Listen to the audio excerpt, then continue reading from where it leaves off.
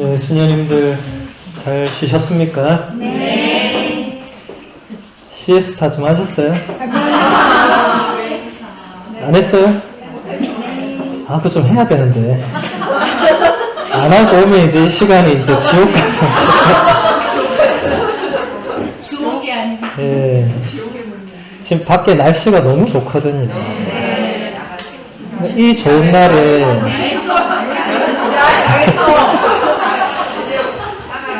이 좋은 날씨에 강의를 해야 되는 저나 들어야 되는 수녀님들이나 피차 괴로운 건 마찬가지인데, 그래서 시에스타라도 좀 하고 나면 그래도 정신이 반쯤 돌아오잖아요.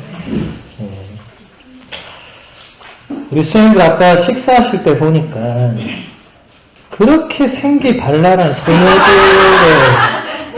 저는 진짜 우리나라 제일 생기발랄한 소녀들 다 모아놔도 그렇게 못할 것 같아요. 네, 깜짝 놀랐어요, 저는. 이게 은경축 때문에 그런 건 아닌 것 같아요.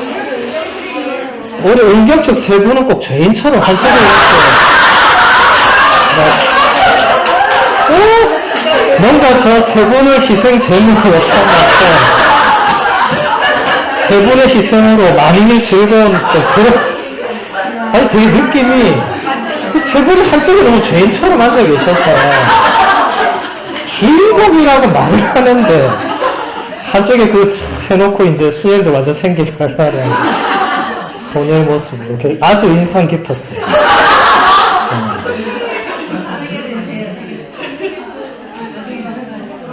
그리고 제가 왜 그 모습을 열심히 봤냐면, 아까 오전 강의 시간에 수녀님들 모습을 수술대에 오른 환자들 제가 뭘 너무 잘못했나, 뭐 문제가 뭘까를 생각했는데 아무리 생각해도 문제는 라틴어에 있는 거예요. 아마 수녀님들이 그런 생각했을 거예요. 작년에 제가 왔을 때 그냥 라틴어 한두 문장 하고 그냥 한두 단어 가지고 이런저런 얘기했는데, 오늘 보니까 이 문장도 너무 많고 이 좀 그런 게 아닌가. 저만의 생각이었습니다. 그리고 은경축 이렇게 하시는 수녀님들, 뭐 제가 죄인이라 표현해서 죄송하고, 은경축이 이렇게 함께 기뻐하는 모습도 굉장히 인상적이었어요. 왜냐하면 우리 교구는 아까 제가 세실라 스님하고 실베아 스님하고도 잠깐 얘기했는데, 이제 우리는 사제 숫자가 너무 우리 400명 가까이 되거든요. 너무 많다 보니까 은경축을 이제 같이 축하 안 합니다. 그냥 알아서 자기 본당에서 하고, 그 대신 은경축 신부님들이 같이 성지순례를 가시거든요. 그걸로 이제 대신하고, 또 한 가지 가슴 아픈 일은 저희들이 은경축의금을 내야 됩니다. 저는 한 번씩, 저는 그걸 잘 몰랐어요. 유학 가기 전에는 그게 있었는지 잘 기억도 안 나고, 한 번씩 갑자기 제가 들어와야 될 돈에서 뭐가 확 빠져 있는 거예요. 왜 빠졌죠? 보니까 그해 은경축의금이 나가는 거예요. 1인당 10,000원씩 줘야 되거든요.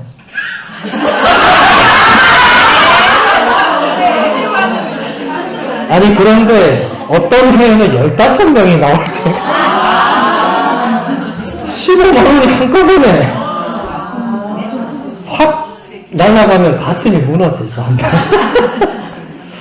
그래서 제가 가만히 생각해보니까 나는 아직 받으려면 10년은 더 있어야 되고, 평생, 아니, 저도 다 이제 주고 나중에 저도 한꺼번에 받겠죠.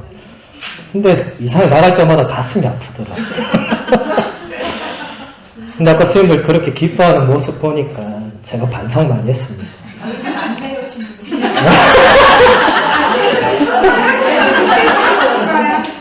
그래서 저도 내년부터 은경축의금 나갈 때 기뻐해야 되겠죠. 가슴 아파하지 말고 그런 생각을 했습니다. 예, 우리 그러면 오전에 제가 2시간을 떠들었는데 아직 규칙서 1장이 안 끝났네요. 보니까 이 규칙서 1장이 이렇게 긴 줄 몰랐네요.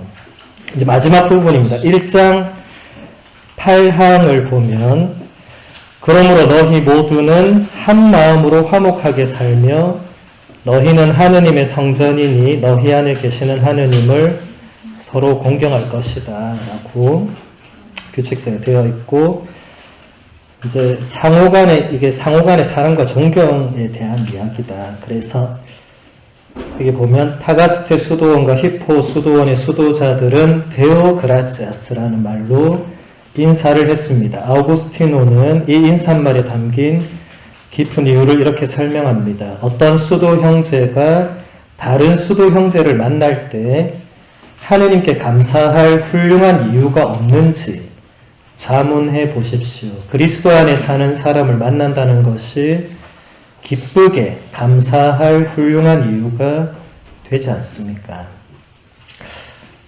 굉장히 감동적인 표현인데 저도 이걸 보면서 깜짝 놀랐어요. 우리가 이제 이렇게 동료 수녀님들, 동료 사제를 만날 때 하느님께 감사해라. 예. 만날 때마다 저는 피곤하던데 하느님께 감사해라.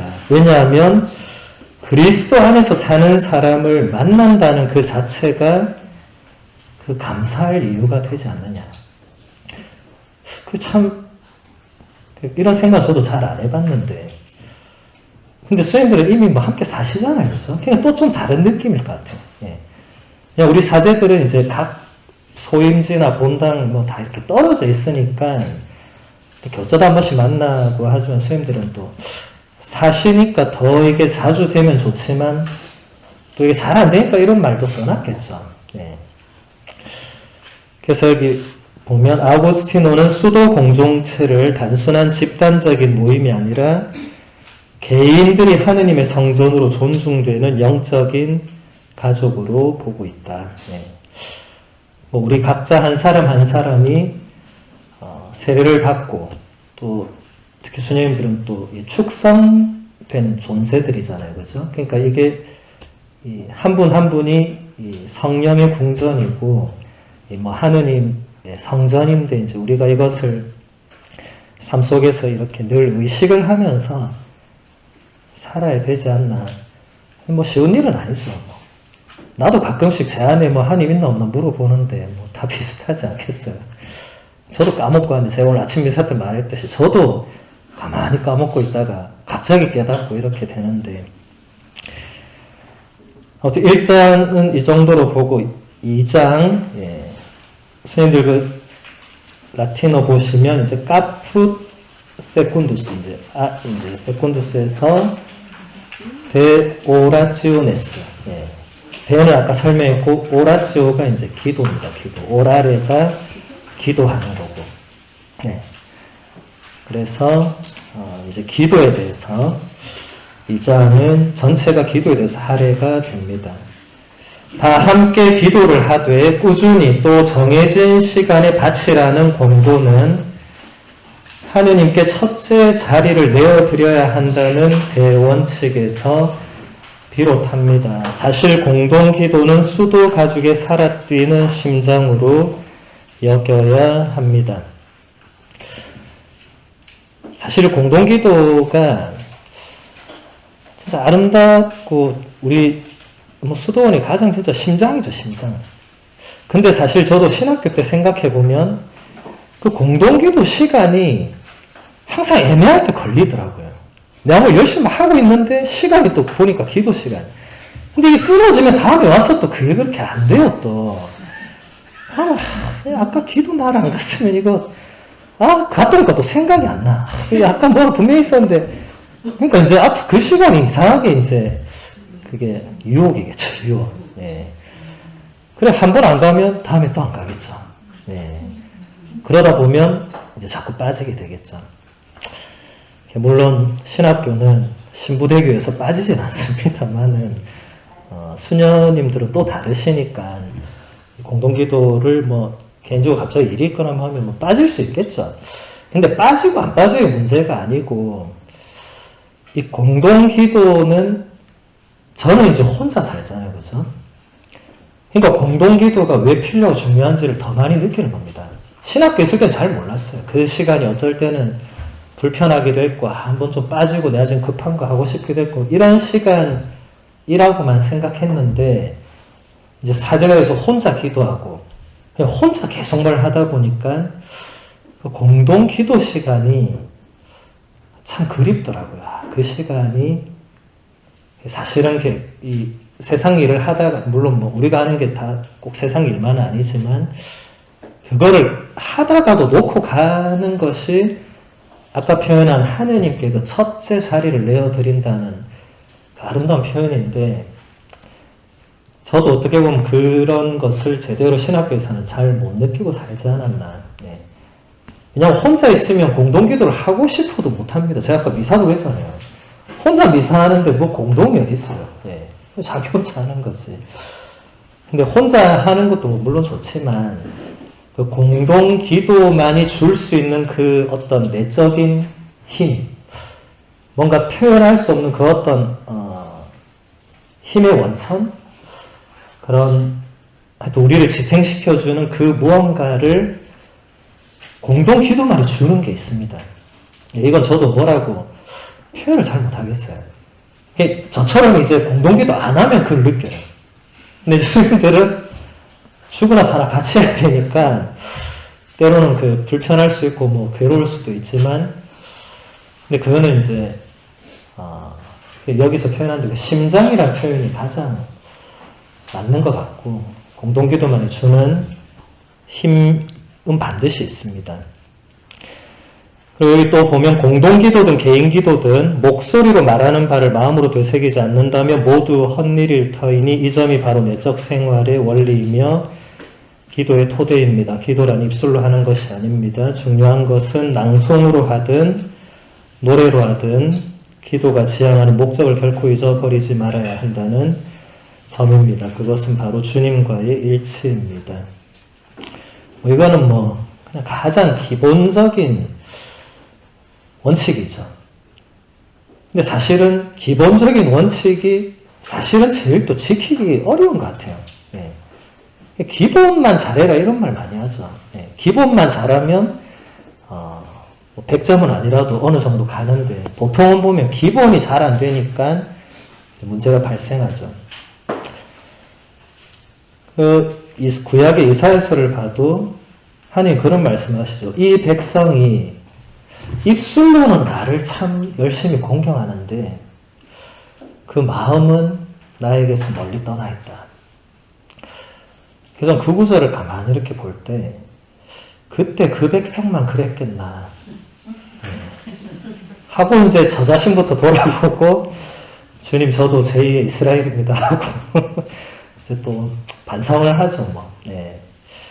그러니까 참 우리가 입술과 마음이 일치한다는 게 참 어렵죠. 또 공동기도는 하루에 한 뭐 4번, 5번, 뭐 많은 데는 7번도 하고 막 이렇게 하는데 매번 그 인간인 이상 매번 처음부터 끝까지 온 마음을 다해서 모든 기도에 집중하는 것은 제가 볼 때는 좀 불가능할 것 같고, 뭐 그렇게 하시는 스님들도 물론 계시겠지만 저는 제 개인적으로는 그건 좀 안 되더라고요. 안 되고 중간에 이제 뭐 분심 잡념이 든다거나 충분히 그럴 수 있다고 생각합니다.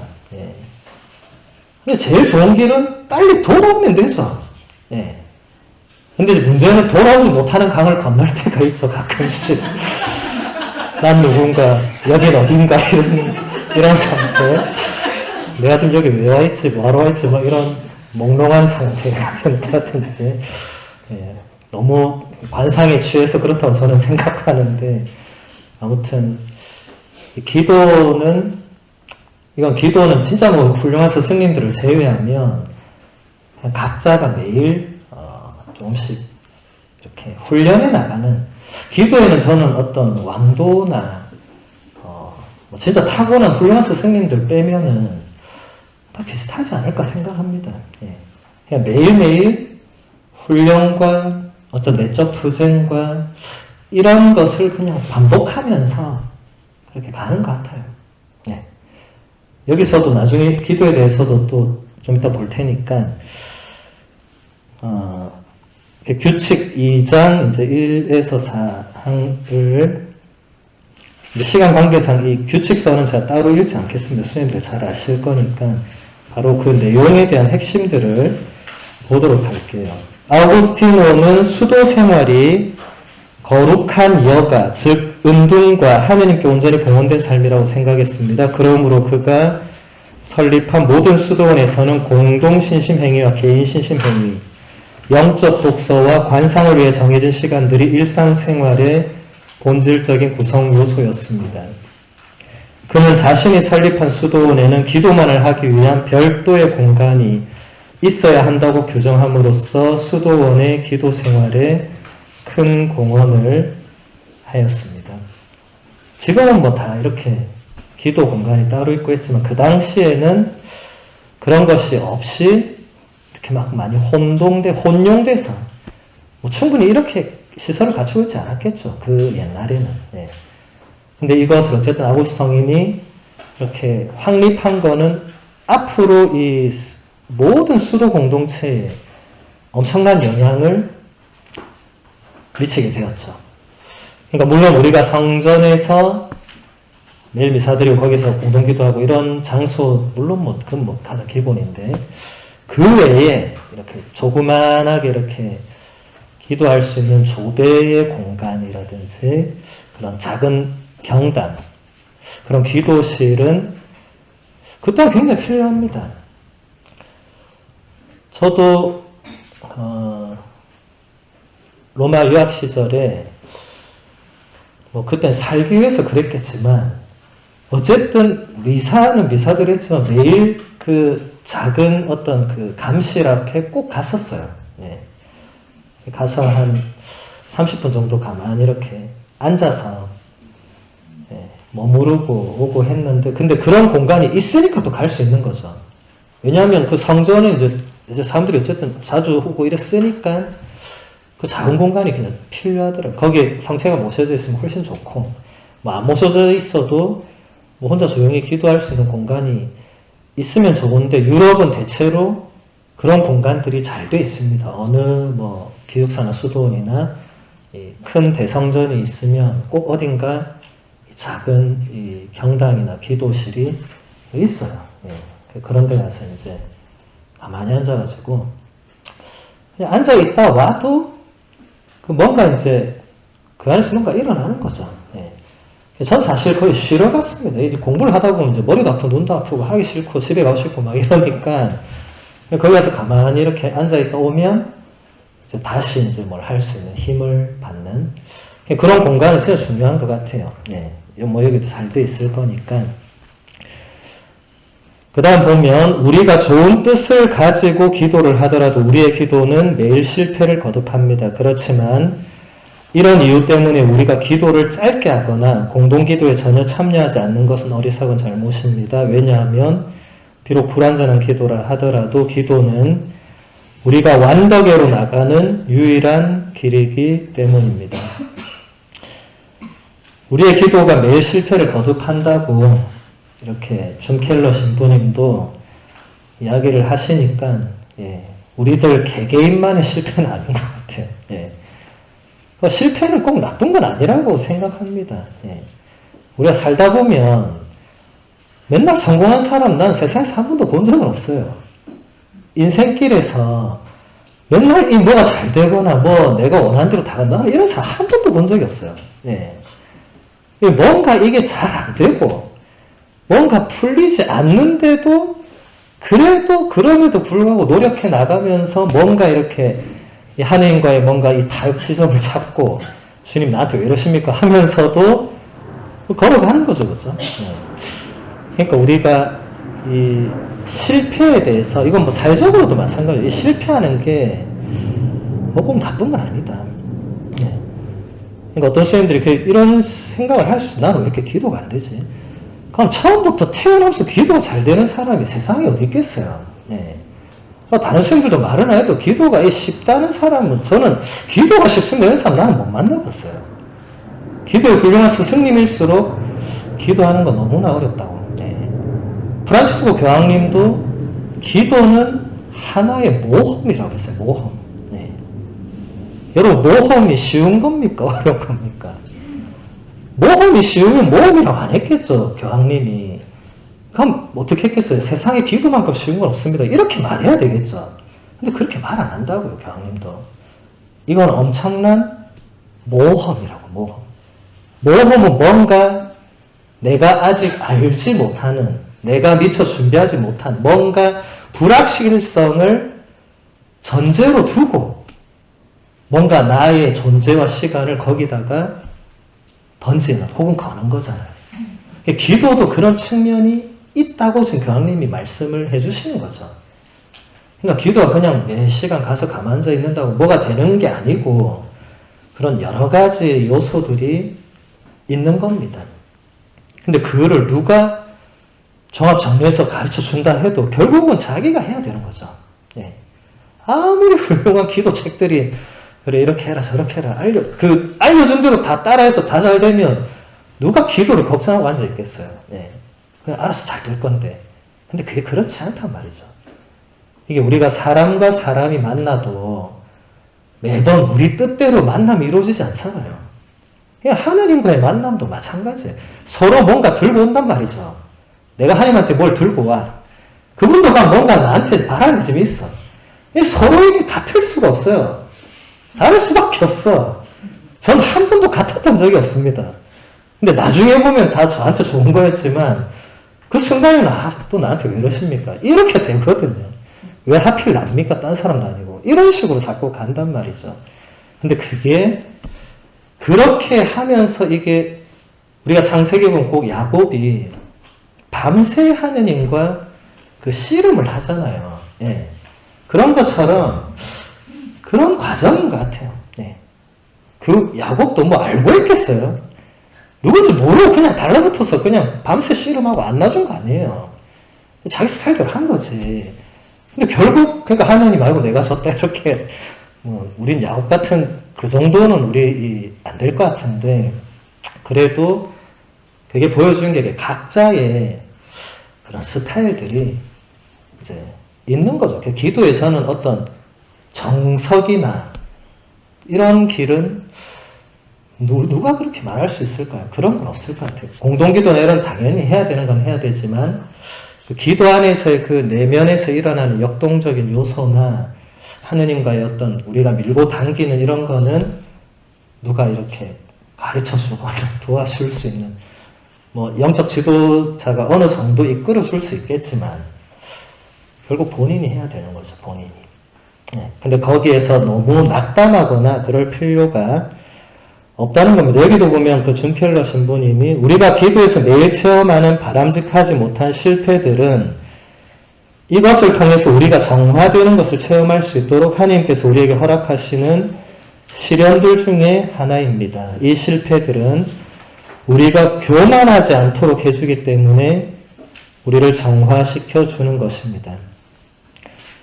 이번에도 굉장히 교과서 같은 말씀을 예. 근데 사실 이게 뭐 맞는 거겠죠. 예.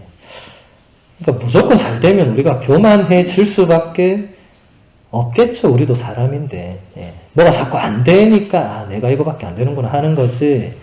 뭐 계속 잘 되면 우리가 뭐하러 여기 앉아 있겠어요. 저 하늘 위로 날고 있어야지 벌써. 예.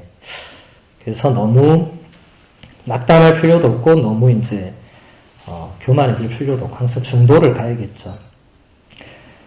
자, 그 다음 라틴어, 예, 그 다음 줄 보시면, 카푸, 예, 테르치우스, 세 번째, 데 프루갈리타테 에 모르티피카치오네. 프루갈리타스 하면 뭔가를, 예, 절약하는 거, 뭔가, 아끼는 거. 그러니까 뭐, 여기 번역은 검소함으로 이렇게, 뭐 다 비슷한 맥락이고, 예, 모르티피카치오 하면, 이것도 뭐 의미가 여러 가지인데 뭔가 하여튼 자기 자신을 뭔가 제어하는 거예요. 뭔가 내가 하고 싶은 거, 뭐 욕심이나 뭐 여러 가지를 내가 이제 제어를 하고 좀 엄격하게 그 통제하는. 예. 그래서 여기도 그걸 이제 극기라고 극기. 뭐 크기도 비슷한 의미로는 갈 수 있을 것 같아요. 네.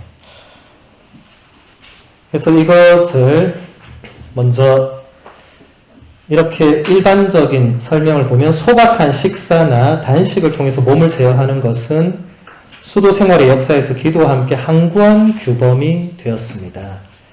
양이 많거나 적거나 간에 정작 중요한 것은 이 세상의 것들로부터 점차 벗어나서 마음을 깨끗이 하며 사랑으로 성장하는 일입니다.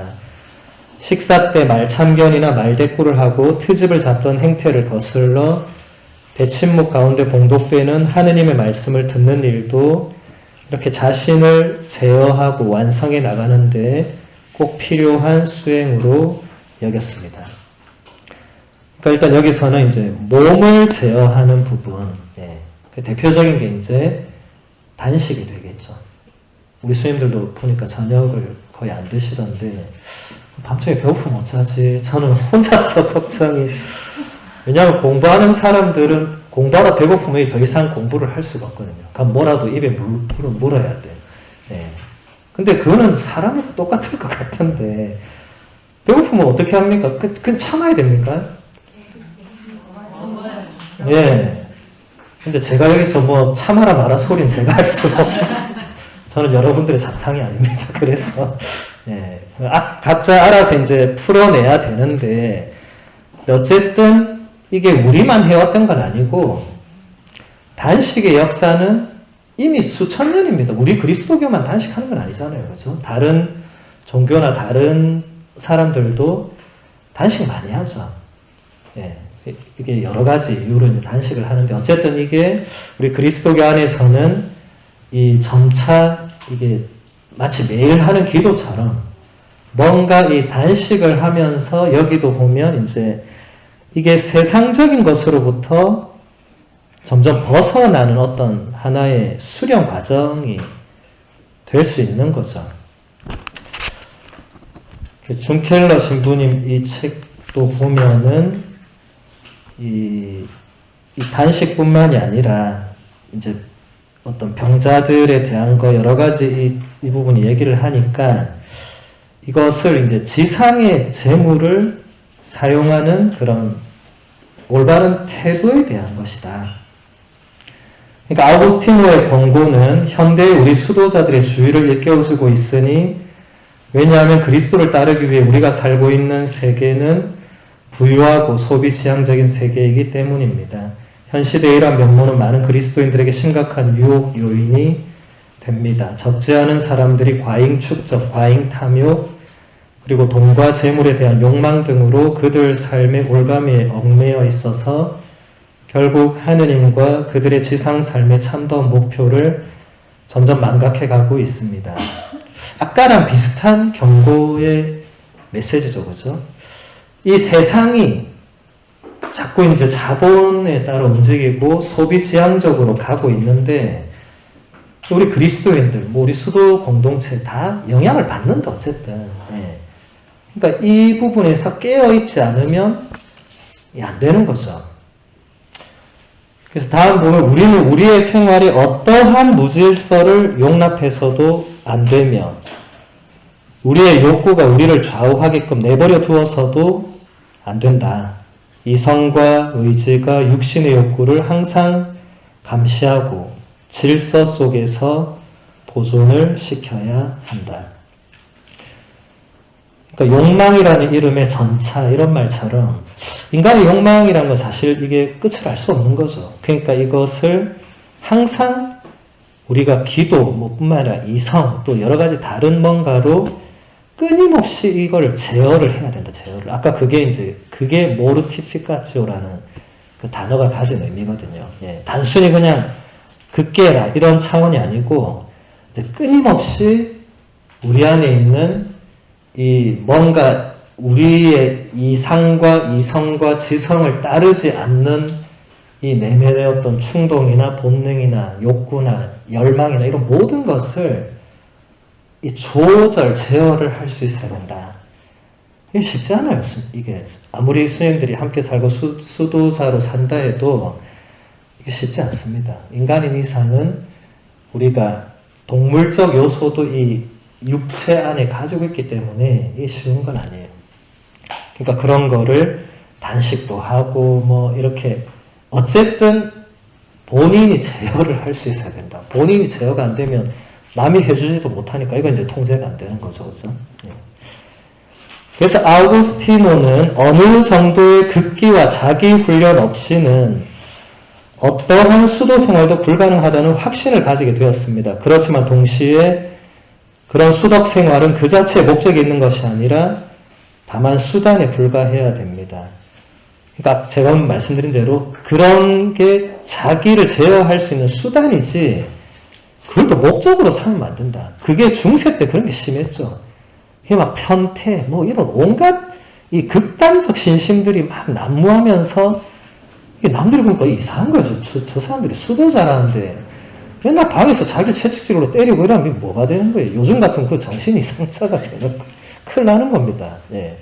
근데 그게 한때는 그런 게 또 허용이 됐었죠. 그러니까 역사 안에서 이런 게 어쨌든 하나의 과정인데 그러니까 지금 이 준켈러 신부님도 그게 목적이 되면 곤란하다. 예. 그게 좋은 그게 방향은 아니라는 거죠.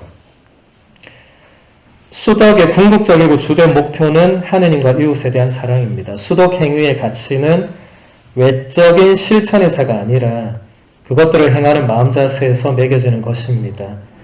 열심한 수덕이 교만하고 사랑 없는 마음의 가면이 될 수도 있습니다. 이런 걸 조심해야 된다는 거죠. 예. 우리가 외적으로 뭔가 열심히 하다 보면 내가 좀 뭐 가고 있는 것 같거든. 왜냐면 남들 보니까 저쪽에 있는 것 같은데 나는 한 요 정도인 것 같아요. 근데 이래도 또 위험한 거예요. 네. 어쨌든 또 위험한 거예요. 여기 보면 교만하고 사랑 없는 마음의 가면이 될 수 있다. 또 바리사이들을 떠올리게 하는 대목이죠. 그죠? 예수님 시대 바리사이들이 얼마나 열심히 그 율법 계명들을 얼마나 충실하게 외적으로는 잘 지켰습니까? 얼마나 열심히. 근데 그 내면은 예수님 뭐라고 했어요? 그 너희들의 내면은 그 그냥 해치랑 무덤이다. 너네는 그렇잖아요. 너희는 장과 접시에 겉은 깨끗이 하지만 너희 속은 다 썩어 있고 막 완전 직설적 복언을 막 퍼부으셨잖아요. 근데 지금 2000년 지난 이 시대에 우리가 그러지 말라는 법이 없죠. 저는 바리사이는 딴 데서 찾을 게 아니라 우리 안에 그런 요소가 있는지 없는지를 늘 봐야 된다고 생각합니다. 그런 면에서 바리사이는 반면 교사가 아닌가. 예. 불교 용어로 하면 역행보살이라고 하죠. 예. 그 모습을 보고 우리는 어떻게 해야 되죠? 아, 저렇게 안 살면 되는구나. 이렇게 배우는 거죠. 바리사이들이 그래서 훌륭한 스승들입니다. 예. 그래 살면 안 된다. 너희는 이걸 보여주기 때문에. 그 다음 보면 무엇보다도 먼저 우리는 더 많은 요구사항을 가지고 있는 형제들에 대해 경솔한 판단이나 냉혹한 비판을 삼가야 합니다. 자기 수준에 따라 다른 이들을 판단하는 경향이 우리 모두에게 있습니다. 이런 건 수도나에서 조심해야 될 부분이고 하느님은 고행의 숫자나 검소한 생활 자체를 보고 사람의 가치를 판단하시는 것이 아니라 그들의 순수한 마음과 사랑의 깊이를 보고 판단하신다. 하느님은 언제나 마음을 보시는 분이죠. 그죠? 예. 근데 우리는 사람 마음을 잘 못 보잖아요. 우리 격언에 10길 물속은 다 알아도 한 길 사람 속을 모른다고. 예. 이게 우리 서로 간에 그렇다는 겁니다. 옆에 있어도 같이 동료로 살고 있지만 속마음 누가 알겠어요? 우리가 속마음을 다 드러낼 수도 없어요. 사실은. 어떤 형태로든지 저는 이걸 100% 하느님 외에는 그걸 누구한테 다 드러낸다는 거는 모르겠어요. 이게 어느 정도 가능할까? 그리고 꼭 그렇게 다 해야만 좋은 것도 아니고 예. 그러니까 어느 정도는 이런 조절이 필요하겠죠. 그러니까 너무 여기서 말하는 거 너무 위선의 가면을 쓰고 살거나 그런 거는 이 수도 공동체에 도움이 되진 않겠지만 또 그렇다고 너무 또 막 이 거리 없이 본인의 어떤 그런 내면의 어떤 이런 거를 본인이 이렇게 간직하고 있는 부분도 있어야 되겠죠. 그러니까 항상 중도를 걷는 것이 가장 좋은 것 같습니다. 쉽지는 않죠. 예. 그것도 이제 각자에게 달려있는 몫이겠죠. 저는 이렇게 수녀님들을 만나면 항상 이제 수녀님들을 보면 제가 수녀님들을 굉장히 존경하고 제가 잘 따릅니다. 왜냐하면 제가 신학생 때 그 수녀님들이 저한테 참 좋은 가르침들을 많이 주셨어요. 그러니까 이상하게 신부님들은 술은 가르쳐주고 용돈은 주고 이런 건 잘하시는데 뭐 좀 영적인 부분이나 이런 거는 별로 그렇게 얘기를 안 해주시더라고요. 아마 신학교에서 해주시리라 판단을 하신 것 같고, 신학교는 또 본당 신부님들이 잘 알아서 해주시리라 이렇게 판단하신 것 같고, 우리는 어디 가서 배워야 되나.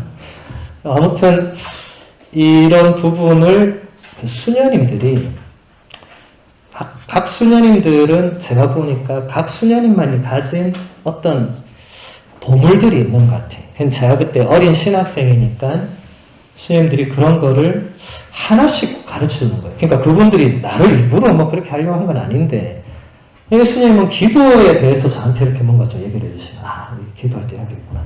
또 어떤 수녀님은 또 다른 부분에 대해서 저한테 얘기해 주시면, 또 그런 것도 있구나. 그렇게 제가 수녀님들한테 많이 배웠단 말이죠. 신학생 때. 네. 제가 전에도 작년에도 얘기한 것 같아요. 그래서 수녀님들한테 많이 배우고, 제가 신부가 돼서 유학까지 갔다가 이제 제가 다시 수녀님들한테 이렇게 뭔가를 이제 뭔가 전해드리는 이제 거기까지 저도 이렇게 온 것도 어떻게 보면 수녀님들이 그 예전에 저하고 그리고 지금도 저는 계속 수녀님들하고 또 같이 살잖아요. 본당에서. 많은 숫자는 아니지만. 또 그분들한테도 또 지금도 제가 배우는 게 많이 있습니다. 이렇게 말씀을 나누다 봐도 그렇고, 어쨌든 이 수녀님들은, 수도자들은 그런 역할을 하시고 있습니다. 그러니까 본인들은 잘 못 느끼실 수도 있지만 어쨌든 누군가는 영향을 받고 배운단 말이죠. 예. 그러니까 자신만의 그런 어떤 보물을 잘 찾아내는 것도 저는 중요하다고 생각해요. 예.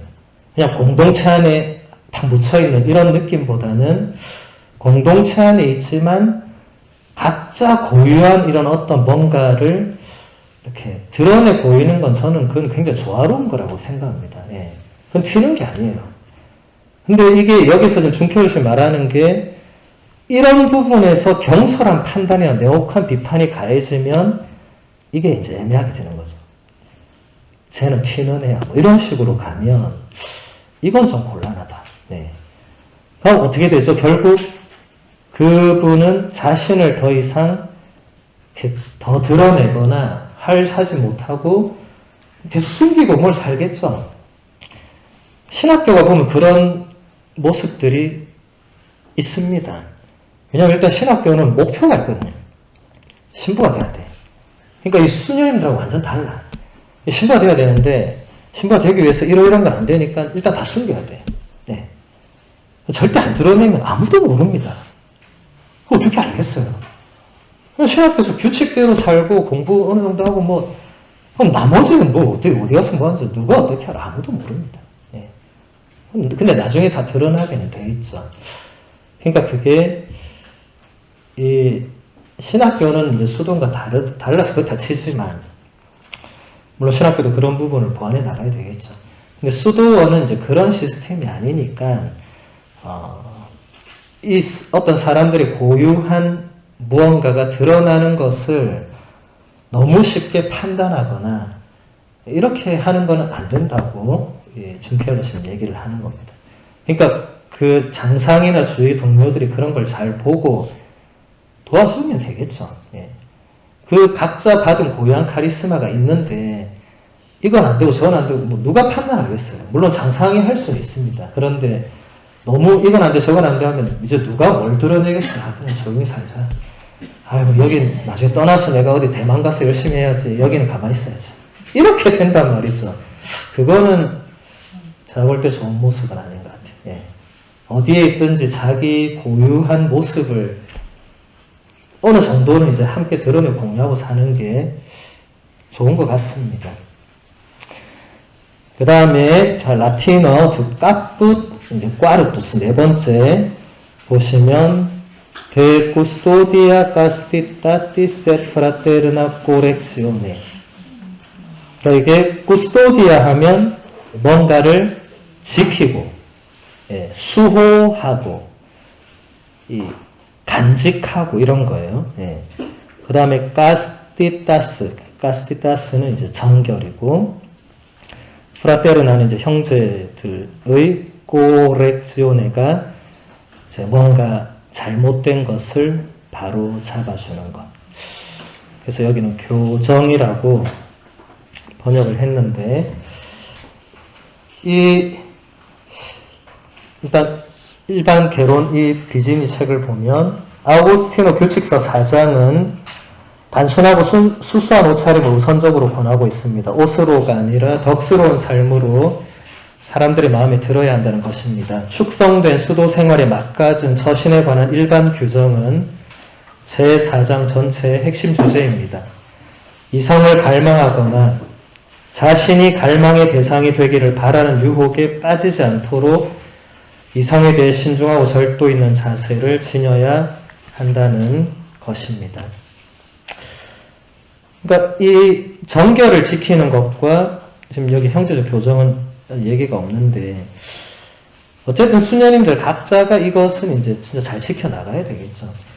근데 이 행성은 제가 가만 보니까 이 산골에 뭐 누가 오겠어요 보니까 여기는 그냥 이 산이 지켜주는 것 같고 크게 걱정할 건 없을 것 같은데 아무튼 조심히 잘 지키시고 그래서 이제 이 형제적 교정 이 부분을 이제 한번 보도록 교정은 아직 아니고 어쨌든 이거 준킬러 스님이 보면 아우구스티노는 봉헌된 정결 생활을 하느님의 은사 즉 카리스마라고 생각합니다. 그러므로 그는 우리가 우리 스스로의 힘으로 동정의 봉헌 생활을 할 수 있다고 생각함으로써 영적으로 오만해지는 일이 없도록 엄히 경고합니다. 그러니까 이건 진짜 조심해야 되겠죠. 왜냐하면 정결을 지키는 게 그냥 내 노력, 물론 우리가 노력을 해서 지켜나가야 되지만 물론 하느님의 은총이 훨씬 더 중요하다. 그러니까 항상 거기에 의탁해서 뭘 해야지 주님 제 정결은 제가 지킬 테니까 당신은 다른 건 나한테 해주세요. 이게 아니라는 겁니다.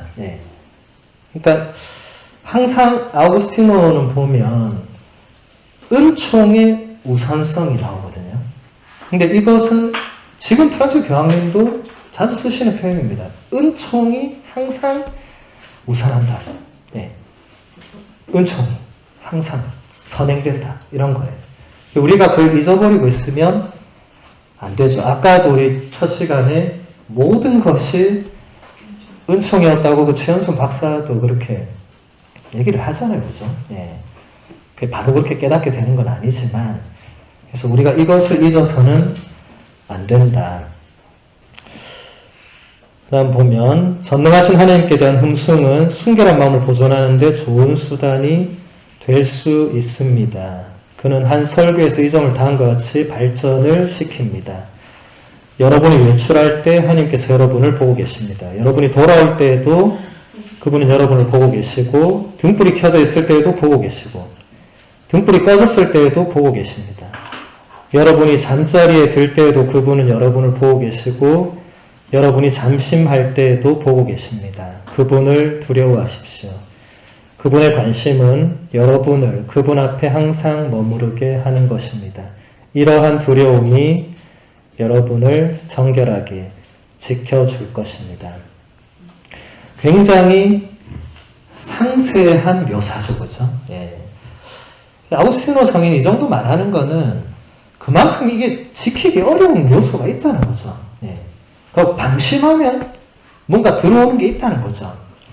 그러니까 항상 하느님께서 지금 내 곁에서 나를 보고 계신다는 거를 24시간 의식만 하면 이거 100% 보장된다. 근데 그 불가능하죠. 그게 24시간 이게 될 수가 없죠. 근데 최대한 그렇게 가야 된다. 제가 좋아하는 시편 9절 중에 하나도 그 46편 11절에 이렇게 말하죠. 너희는 멈추고 하느님 나를 알아라. 예. 그러니까 우리가 막 하다 보면 또 까먹는단 말이죠. 근데 하다 잠깐 멈추고 하느님 하면 그 순간에 또 하느님의 그 현존, 나를 보고 계시는 하느님을 내가 의식을 할 수가 있겠죠. 네. 그러니까 우리가 이 하느님의 현존 의식은 끊임없는 이 또한 하나의 훈련이고 수행이 되어야 됩니다. 24시간은 못하지만 계속 내가 의식적으로 그분이 지금 나와 함께 계신다. 혹은 주님께서 나를 바라보고 계신다. 성모님께서 지금 나를 품에 안고 계신다. 자꾸 이런 현존에 대한 이 의도적인 의식, 이 중요한 겁니다, 이거. 예. 안 그러면 우리는 돌아서서 까먹어요. 우리는 하느님께 망각의 은총을 받았습니다. 돌아서면 잊어버려요. 참 이게 참 좋은 것도 있고 안 좋은 것도 있는데 적어도 그분의 현존에 대한 거는 안 잊어버리면 좋은 거죠. 다른 건 빨리 잊어버리고. 네.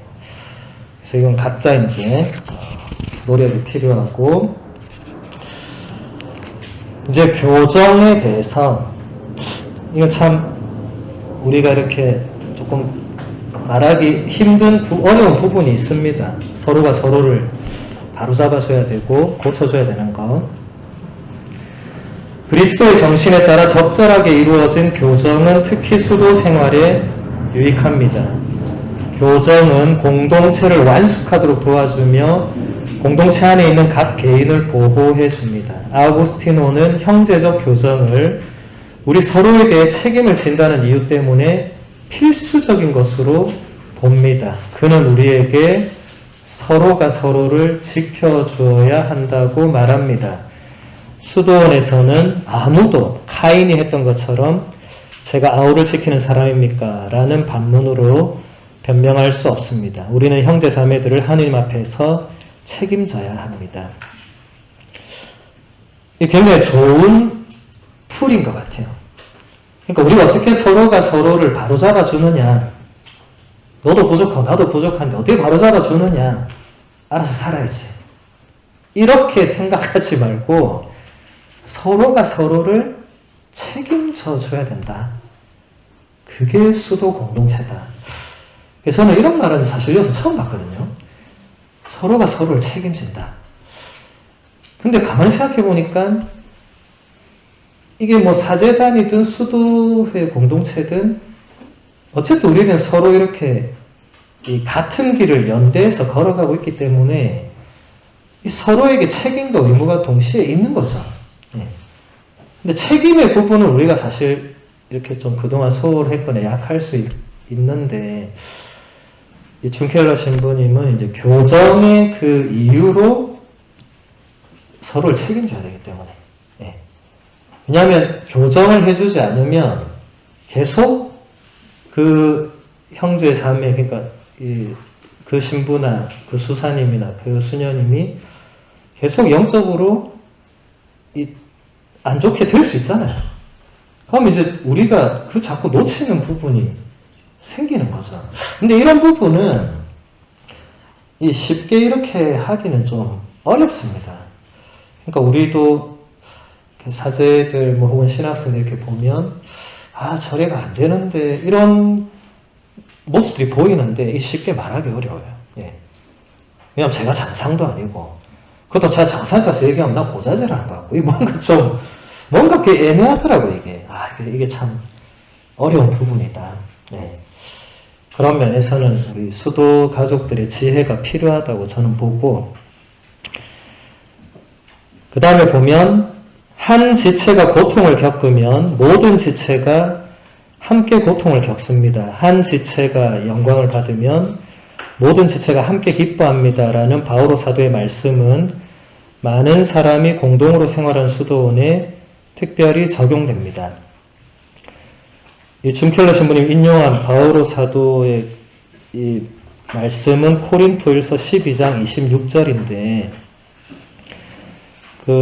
수녀들 라틴어 그 다음 문장 볼까요? 이제 si quid 이렇게 시작되는 문장 좀 긴 거 찾으셨습니까? 네. 예, si quid partitur unum membrum compaciuntur omnia membra sive gloriatur unum membrum con gaudent omnia membra 이렇게 돼 있거든요.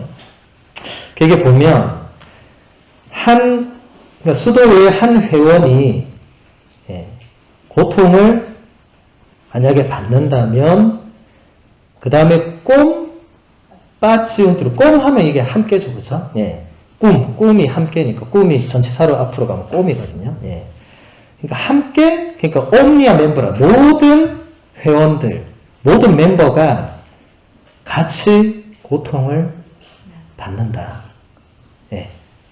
근데 그 다음에 보면 이 글로리아들이 영광을 받는데 우는 멤버는 이렇게 한 회원이 영광을 받으면 근데 그 다음 동사를 보세요. 꼼 가우덴트 이렇게 돼 있어요.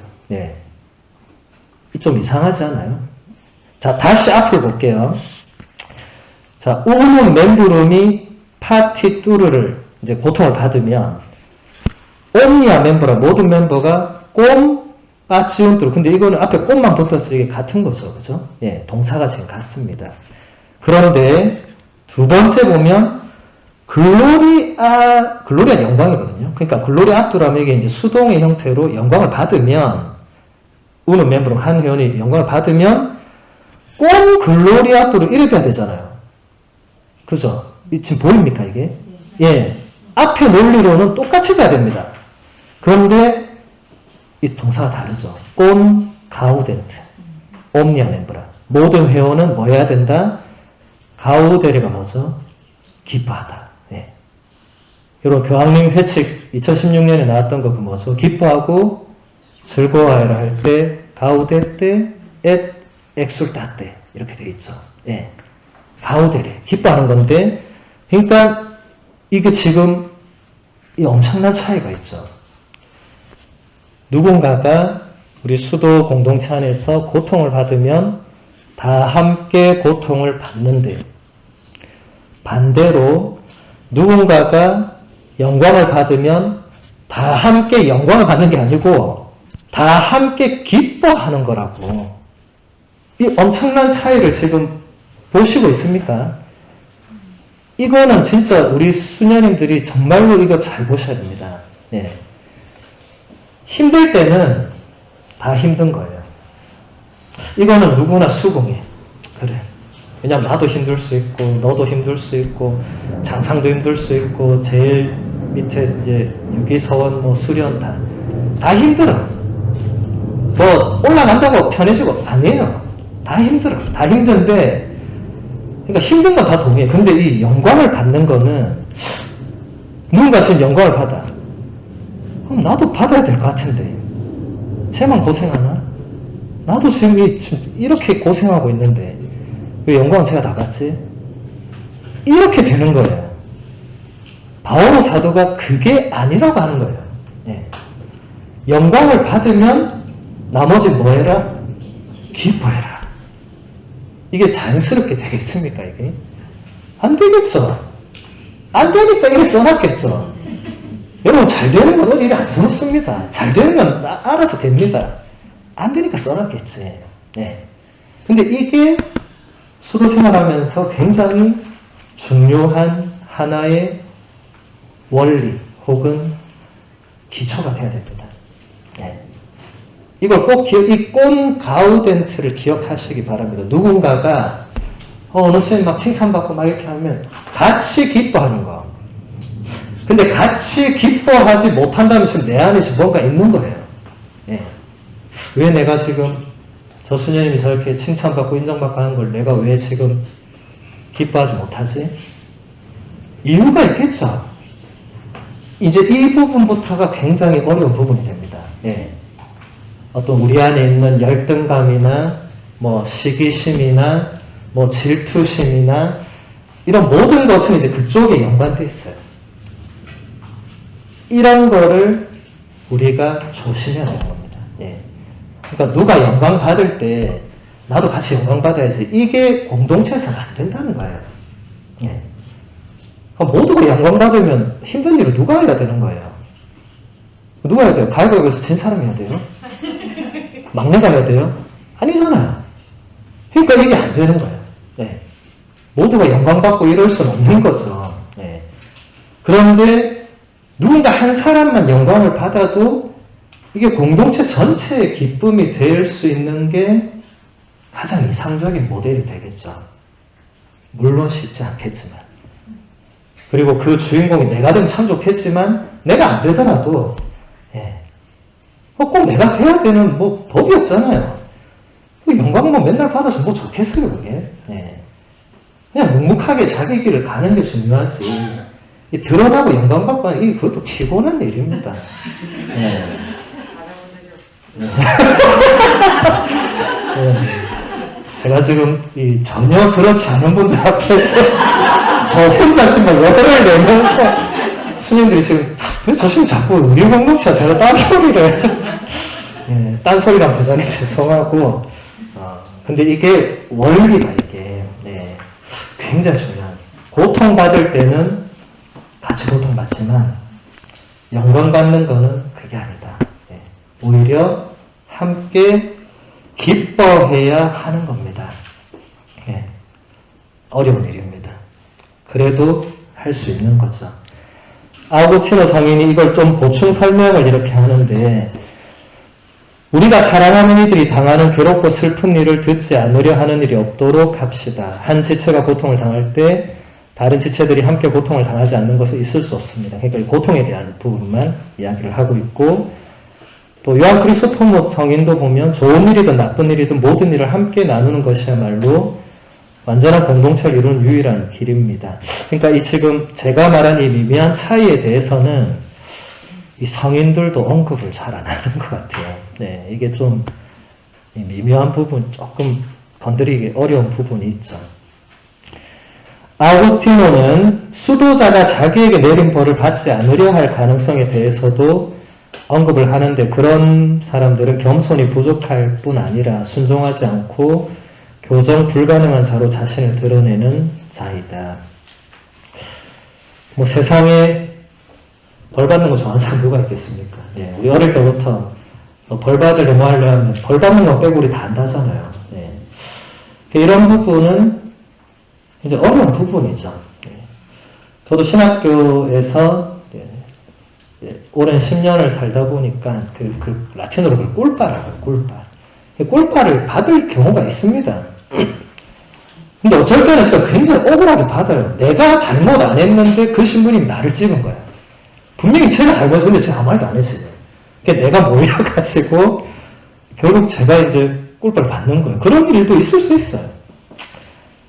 대단히 억울했는데 그 순간 문득 그런 생각이 들더라고요. 뭐 그걸 가서 시시콜콜 말해봐야 뭐 하겠나. 그냥 막 이래 시킨 대로 하면 되지 하고 그냥 시킨 대로 가만히 이렇게 했더니 또 나중에 또 그게 또 좋은 그것도 됐었어요. 물론 그 순간에는 무지 억울했지만 내가 꼭 나중에 내 신부 되면 그 신부님 찾아서 말해야지 이랬는데 벌써 은퇴하고 없더라고요.